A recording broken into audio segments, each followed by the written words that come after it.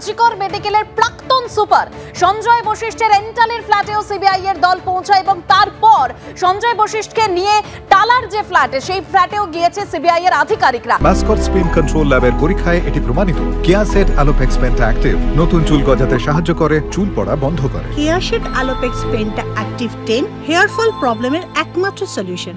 এই সঞ্জয় বশিষ্ঠের বিরুদ্ধে ঠিক কি অভিযোগ এবং তদন্ত কতদূর রয়েছে, কি তথ্য পাওয়া যাচ্ছে, সরাসরি কথা বলবো আমাদের প্রতিনিধি ব্রতদীপ ভট্টাচার্য আমাদের সঙ্গে রয়েছেন। ব্রতদীপ,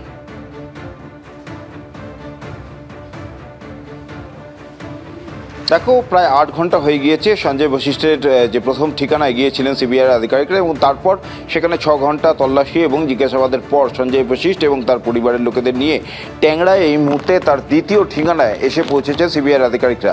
আমরা যেখানে রয়েছি এটা ট্যাংরার অ্যাক্টিভ গ্রিনস নামে আবাসন, অত্যন্ত অভিজাত আবাসন, আর এখানেই 9th ফ্লোরে সঞ্জয় বশিষ্ঠ, 2nd টাওয়ারে সঞ্জয় বশিষ্ঠের ফ্ল্যাট রয়েছে, এবং সেখানেই এই মুহূর্তে সিবিআই তদন্তকারী আধিকারিকরা কিন্তু তল্লাশি অভিযান চালাচ্ছেন। সকাল থেকে কিন্তু ম্যারাথন জিজ্ঞাসাবাদ করা হয়েছে সঞ্জয় বশিষ্ঠকে। প্রায় সকাল 8টা থেকে সেই জিজ্ঞাসাবাদের পর্ব শুরু হয়েছে এবং 2টোর পর শেষ হয়, এবং তারপর একেবারে সঞ্জয় বশিষ্ঠকে নিয়েই সিবিআইয়ের আধিকারিকরা বেরিয়ে তার এই দ্বিতীয় ঠিকানায় এসে পৌঁছেছেন। কেন সঞ্জয় বশিষ্ঠকে জিজ্ঞাসাবাদ তোমায় জানিয়ে রাখি, যেই সময়কালের কথা অভিযোগে বলা হয়েছে, অর্থাৎ প্রাক্তন ডেপুটি সুপার আক্তার আলী তিনি যে অভিযোগগুলি করেছেন সন্দীপ ঘোষের বিরুদ্ধে, গোটাটাই হচ্ছে যেই সময় সন্দীপ ঘোষ অধ্যক্ষ ছিলেন এবং মেডিকেল সুপারিনটেন্ডেন্ট কাম ভাইস প্রিন্সিপাল অর্থাৎ প্রাক্তন যিনি সুপার ছিলেন এই সঞ্জয় বশিষ্ঠ। স্বাভাবিকভাবেই সঞ্জয় বশিষ্ঠ সিবিআই স্ক্যানারে রয়েছে এবং আক্তার আলী তিনিও সঞ্জয় বশিষ্ঠের নাম অভিযোগে জানিয়েছিলেন। সে কারণে সঞ্জয় বশিষ্ঠ থেকে কী তথ্য পাওয়া যায় সেটাই এখন সিবিআই জানার লক্ষ্য। বেশ কিছু প্রশ্ন রয়েছে যে এতদিন ধরে অভিযোগ উঠছে যে সন্দীপ ঘোষ সেখানে এই ধরনের বিভিন্ন অনিয়ম এবং দুর্নীতি করেছেন, সেই বিষয়ে কি সঞ্জয় বশিষ্ঠ কিছু জানতেন?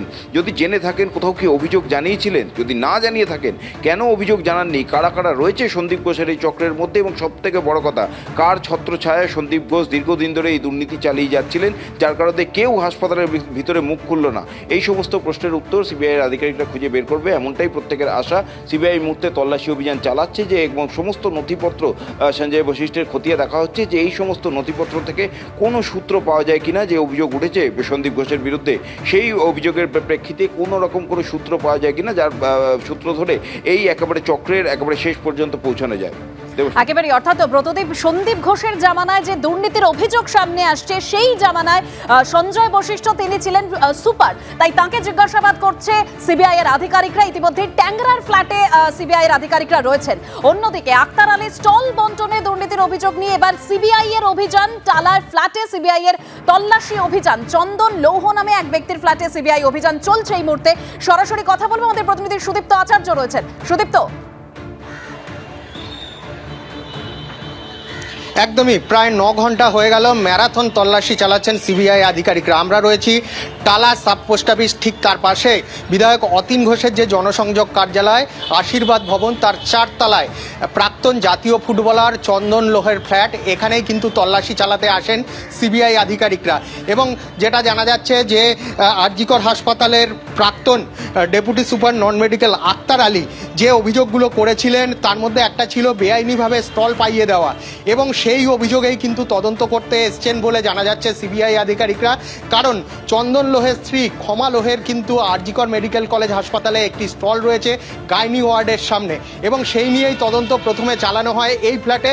এবং তারপর কিছুক্ষণ আগে সিবিআই আধিকারিকরা পাশে যে নির্মীয়মান ফ্ল্যাট রয়েছে সেখানে কিন্তু চন্দন লোহকে নিয়ে আসেন, এবং এখনও পর্যন্ত চন্দন লোহ এবং সিবিআই আধিকারিকরা এই নতুন নির্মীয়মান ফ্ল্যাটে রয়েছেন।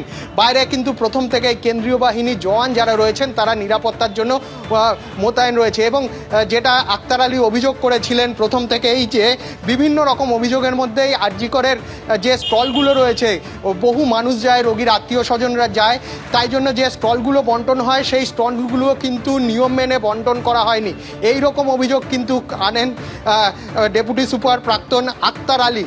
এবং সেই অভিযোগ খতিয়ে দেখার জন্যই প্রায় 9 ঘন্টা সিবিআই আধিকারিকরা এখানে তল্লাশি চালাচ্ছেন। এবং যেটা জানা যাচ্ছে যে তারা চন্দন লোহর সঙ্গে যেরকম কথা বলছেন এখন এই নতুন নির্মীয়মান ফ্ল্যাটে, তার আগে তার পুরনো ফ্ল্যাটে তারা কথা বলছিলেন। এবং যেহেতু তার স্ত্রীর নামে ওই স্টলটা নেওয়া হয়েছিল, সেই কারণে কিন্তু তার স্ত্রীর সঙ্গেও কথা বলে কিভাবে তারা এই স্টলটা পেয়েছিল, এই সমস্ত কাগজপত্র এবং আদেও টেন্ডার হয়েছিল কিনা, এই সমস্ত বিষয় তারা খতিয়ে দেখছেন বলে জানা যাচ্ছে। বেশ সুদীপ্ত, তুমি আমাদের সঙ্গে থাকো। অর্থাৎ এই স্টল বন্টনে কোনো রকম দুর্নীতি রয়েছে কিনা তা খতিয়ে দেখতে চাইছে সিবিআই আধিকারিকরা।